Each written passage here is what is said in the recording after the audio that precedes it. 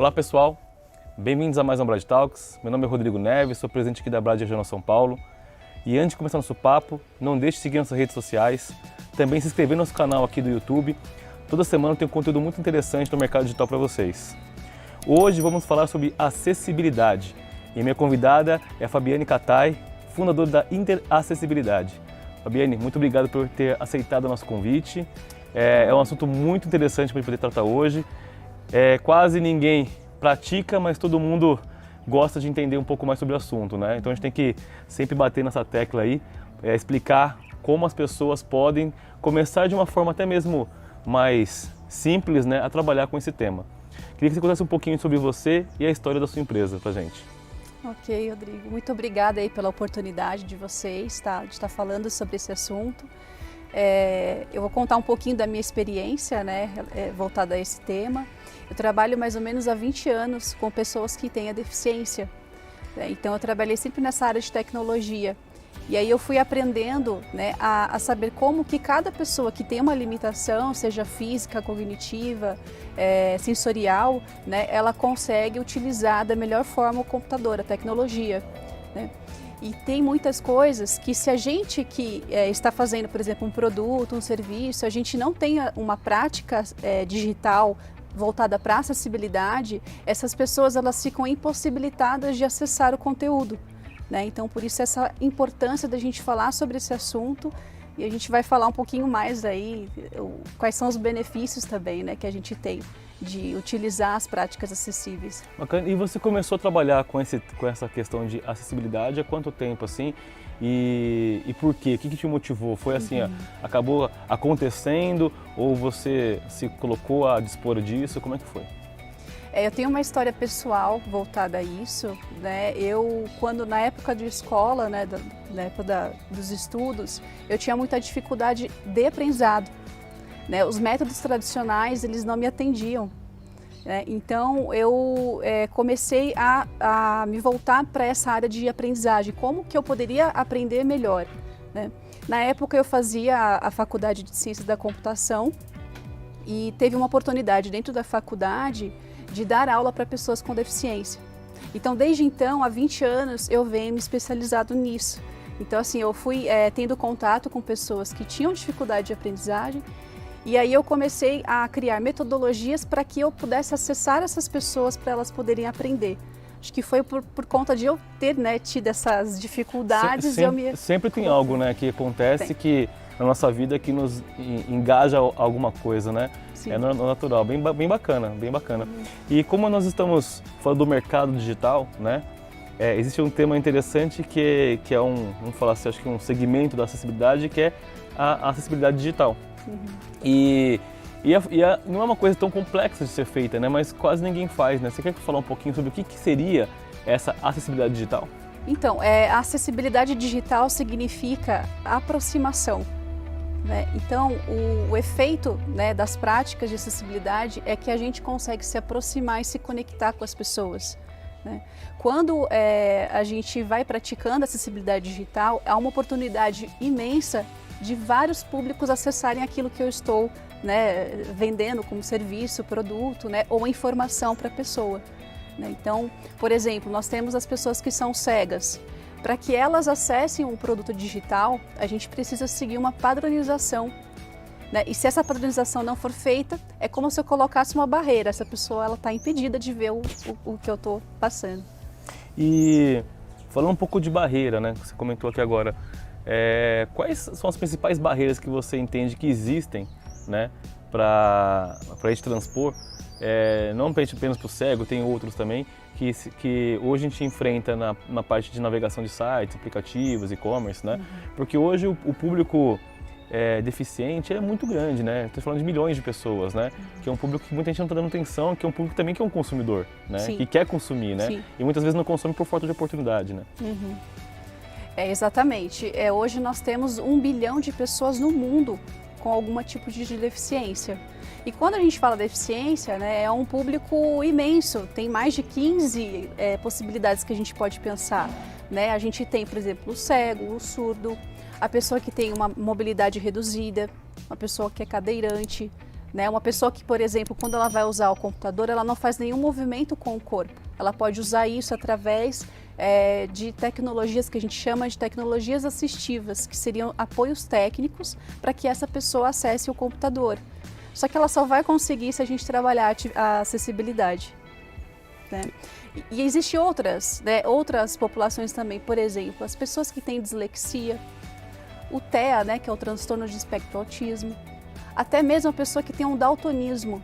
Às vezes a gente vai fazer um produto digital que a gente coloca uma cor e essa cor não vai atender essa pessoa.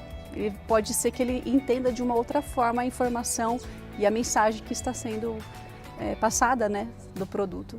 Hoje em dia as empresas não enxergam muito a importância de praticar acessibilidade, né? Tanto para seus funcionários como para seus consumidores, né? Você consegue elencar quais são os principais benefícios que elas conseguem com isso? Então, hoje se fala muito, né, dessa questão de diversidade e inclusão. As empresas que estão trabalhando com isso, elas estão vendo os benefícios que tem isso dentro da empresa, né? Vamos pensar juntos aqui, né? Então tem a questão da responsabilidade social, a questão da imagem que essa empresa ela vai ter, se ela começar a trabalhar com acessibilidade, mas não só uma imagem para dizer, estou trabalhando, não, porque de fato a pessoa que começa a trabalhar com acessibilidade, ela percebe os efeitos que isso tem com as pessoas, com os colaboradores, né? E com a questão realmente da produtividade, do lucro, né? Isso começa a ter um efeito positivo. Mas as empresas elas precisam experimentar, elas precisam ver isso acontecer, né? E a gente não pode esquecer que a acessibilidade ela não é um favor que a gente está fazendo para as pessoas, ela é um direito. É uma obrigação, um direito, né? É uma obrigação. A gente tem a lei, né, Lei Brasileira de Inclusão, que no artigo 53 existe sim uma cláusula que fala que a gente precisa fazer com que os sites, né, das empresas elas fiquem acessíveis. Muitas pessoas não sabem, mas, por exemplo, se uma pessoa com deficiência acessa um site de uma empresa e ela quiser denunciar, ela pode fazer isso, né? E a empresa ela tem sim que fazer com que o site esteja acessível. Isso é uma coisa muito interessante, né? Muita gente não desconhece, né? É que eu acho que não é uma prática muito comum do governo, né? Esse tipo de autuação e até das pessoas também às vezes denunciarem, né? Só que, para quem está nos assistindo aqui, que é um agente digital e trabalha com desenvolvimento de sites, aplicativos, e-commerce, né? É muito importante quando você for planejar um projeto, já coloca lá o custo de quanto fica para poder você conseguir criar as regras, como é que eu posso dizer? Não é muito regra, diretrizes, né? Diretrizes para poder que o seu site fique acessível. Não é difícil, né? É só um pouco trabalhoso, não é complexo, né? É só seguir alguns padrões. E se isso é um primeiro projeto, num segundo projeto, talvez seja um pouco mais trabalhoso, mas a partir do terceiro ou quarto, já fica como uma boa prática de desenvolvimento, já entra no fluxo e vai, né? Então é muito importante as pessoas começarem a praticar isso, né? Sim, Rodrigo, e eu penso assim, né? Quando a pessoa, ela começa, é um efeito também que a acessibilidade tem. Quando a empresa, ela começa a colocar essas diretrizes, elas são ditas, ela é um documento internacional, que é do W3C, que é do www, da internet. Então, um grupo de pessoas, de empresas, eles pensaram em quais eram as diretrizes que atendiam mais pessoas com relação a esse público, tá? Então, são lá 84 diretrizes que a gente pode seguir e colocar os nossos produtos digitais mais acessíveis, tá? E o efeito disso, o que é bacana? Que a empresa ela começa a se organizar, né? Às vezes ela não segue nenhum padrão digital e os problemas começam a aparecer. Agora, quando ela começa com acessibilidade, ela vai ter um efeito em que os produtos dela já vão estar mais organizados para que outras pessoas, quando chegarem, elas não tiverem uns problemas de mudar, né? Eu acho também não é apenas isso. Quando você se preocupa com acessibilidade, com o consumidor, tudo mais, você pensa de uma forma diferente. Então ele fica mais atrativo não apenas para quem tem uma certa deficiência, mas também para quem não tem, porque você vai repensar o modelo dele de apresentação, de entrega e tudo mais, já num contexto um pouco diferenciado. Então automaticamente o seu produto vai estar de uma forma melhor destacada, né? Você sai um pouco do padrão, né, do dia a dia, né, do processo normal. Então eu acho que a prática disso que você comentou, ela vai trazer um melhor benefício para a empresa que é um pouco intangível, né? Para a marca, para o brand da marca e tudo mais, acho que é meio intangível e realmente é muito bom praticar. E para começar a praticar isso, você tem alguns insights de como a gente pode começar a dar umas pílulas? Porque é difícil você mudar do dia para a noite, né? Você pegar e, hoje eu estou assim e eu vou mudar tudo agora. Não, mas dá para começar a fazer alguma coisa, né? Eu acho que o ponto principal é a pessoa saber o porquê que ela quer fazer aquilo. Né? Antes de já começar a praticar, ela fazer uma reflexão, o porquê que ela quer começar a trabalhar com acessibilidade digital. Né? Essa intencionalidade que a pessoa ela vai colocar para ela mesma vai potencializar se ela vai praticar ou não. Né? Então a gente precisa ver valor naquilo que a gente está fazendo. Né? Então a partir do momento em que a pessoa ela sabe como, por exemplo, se eu conheço como a pessoa que tem uma limitação ela utiliza a tecnologia, eu começo a ter essa questão de empatia, de ver como que ela acessa esse conteúdo. Ah, tá, então se eu não fazer esta prática, essa pessoa fica impedida, tá? Então, são coisas simples. Então, hoje, várias empresas já estão, né, fazendo essa prática, que é, por exemplo, nas redes sociais, a gente faz a descrição das imagens, né? Então, a gente posta lá uma mensagem nas redes sociais, e aí tem um campo que a gente pode estar colocando essa descrição. Seria o que? A gente vai falar, a gente vai descrever em palavras o que é essa imagem. Se fosse uma foto nossa aqui, essa é um homem e uma mulher conversando, né? É uma coisa mais ou menos assim que descreve a foto. Isso, nós não fizemos isso no início, mas é interessante a gente fazer em qualquer entrevista a nossa descrição. Então, por exemplo, a gente pode ter aí em casa, né, pessoas cegas ouvindo a nossa entrevista. A nossa voz. A nossa voz, né, no caso. E aí ele vai usar, né, o leitor de tela e ele vai conseguir também. Mas, por exemplo, ele não sabe como nós somos. E a gente pode dar essa é uma acessibilidade comunicacional que a gente fala. É engraçado, né? É uma prática que a gente não vê mesmo, né? Até quando você apresentar, tudo bom, eu sou o Rodrigo, tenho olhos castanhos, cabelo castanho, não dá pra... A gente não tem essa... a gente entende a parte inclusiva, mas eu acho que as pessoas acham um pouco esquisito, né? Esse tipo de apresentação e acabam não praticando, né? Isso. Só que eu acho que é questão de costume também, né? Então, a gente pode agora, né, fazer um exemplo, né, de uma prática de acessibilidade. Aqui no caso a gente está fazendo uma acessibilidade comunicacional, né? Então tem pessoas que não escutam, não veem. Como que seria essa acessibilidade, né? Para pessoas cegas, por exemplo, a gente utiliza a autodescrição. Né? Então, como é que seria isso na prática, né? Eu vou me autodescrever. Então, eu sou mulher, pele clara, cabelos castanhos com mechas loiras, né? Eu estou usando aqui uma blusa, uma camisa branca, né? E um paletó preto, uma calça jeans, bota preta. Então a gente vai se autodescrever. Então essa pessoa que está em casa, está impossibilitada de enxergar, ela vai ter oportunidade de estar sabendo como nós somos, né? Isso é um direito, né? Então às vezes a gente não pensa sobre isso. Então, o mesmo direito que eu tenho de enxergar e de ver, né, a imagem, o cego ele também vai ter essa oportunidade. É muito interessante, a gente poderia ter feito isso no começo da entrevista, né? Só que é uma prática que a gente não tem, né? Então eu vou pegar o seu gancho e vou me apresentar também. Ok, bom, ótimo. Eu sou o Rodrigo, pele clara, cabelos castanhos, olhos castanhos. Eu estou com uma camiseta roxa do programa aqui, a Brad Talks, calça jeans, sapato marrom, né? Estou de óculos, né? E também de relógio aqui também. É assim que seria mais ou menos? Isso. Isso aí, é bom que a pessoa contextualiza, ela tenta imaginar, né, como é que é a sua imagem mais ou menos, né? Ah, e eu tenho barba também.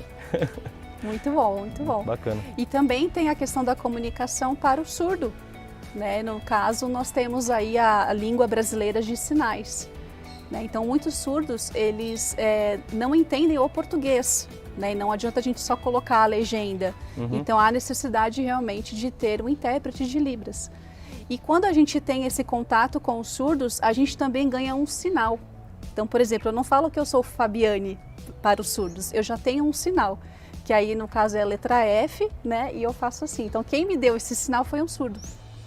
Né? Então, essa é a comunicação que a gente tem conforme a gente vai convivendo com pessoas que têm a deficiência. Que interessante.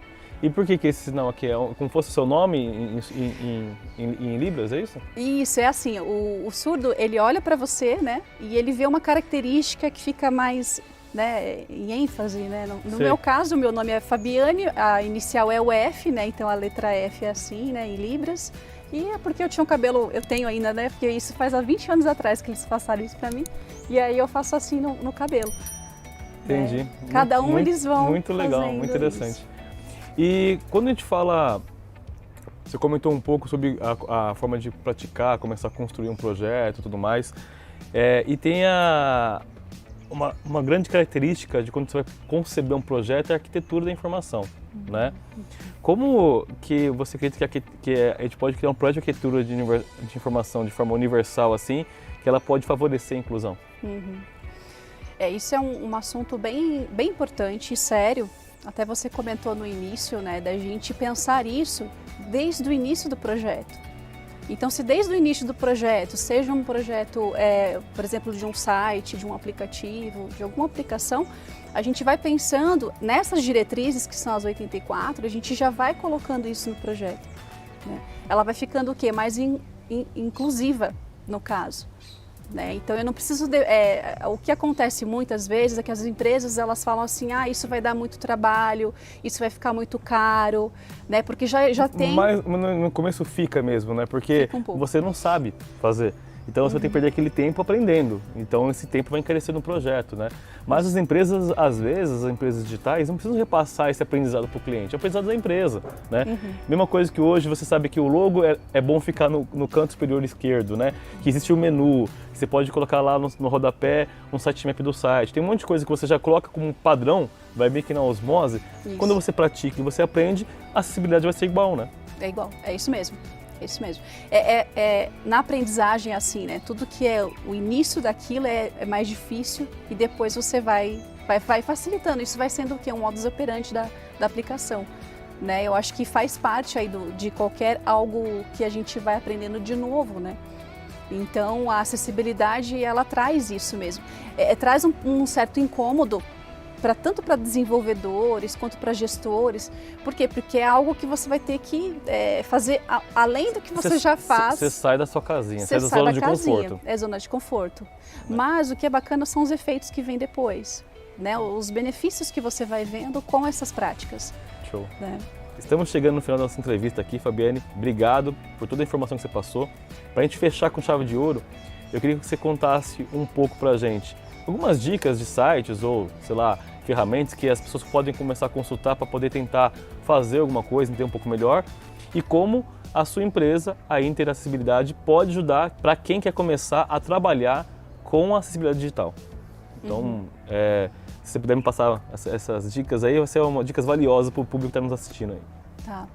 O próprio site do W3C, ele tem um curso. Ele está na língua inglesa, né, mas tem a legenda, tá um pouco mais acessível, né? Então tem um curso de acessibilidade digital e é bem bacana, né? Ele é gratuito. Aqui em São Paulo a gente tem um movimento chamado Web para Todos também. Eles fazem um trabalho muito sério com relação a isso, inclusive essa parte educativa de como que as pessoas elas podem se instruir com relação à acessibilidade digital. E o mais legal é que pessoas com deficiência estão junto nesse movimento, né? Isso que é bacana, né? O mais sério que eu vejo é as empresas também darem a oportunidade para as pessoas que têm deficiência de entrarem em suas empresas, tá? As melhores pessoas que podem falar para a gente como acessar são as próprias pessoas que vivem aquilo, né? Então, a questão da contratação também da pessoa com deficiência é muito séria, né? Se as pessoas elas contratarem mais, vai ter mais vivência. Sobre isso, eu queria dar um comentário.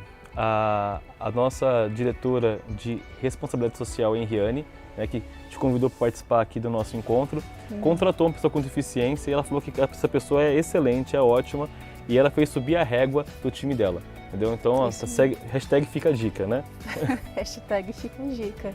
Esses são os efeitos, né? Então, às vezes a pessoa ela tem um certo receio de contratação, né? De contratar uma pessoa porque não sabe. Então, assim, ir em busca dessas informações é muito importante, né? Então, existem sites, existe bastante, se a gente for no próprio YouTube, né? Pessoas que estão fazendo essa questão de acessibilidade.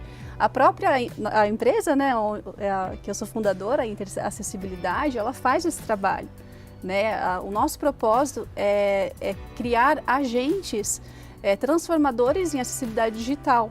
Então, às vezes você tem um funcionário, um colaborador que você percebe que ele tem um pouco mais de afinidade com essa temática, ele faz a formação e ele leva essa informação para as outras pessoas da empresa. Então, ele vai ser um multiplicador com relação à acessibilidade digital no ambiente onde ele está. Muito bacana. Novamente, muito obrigado pelo papo de hoje, eu acho que foi bem enriquecedor.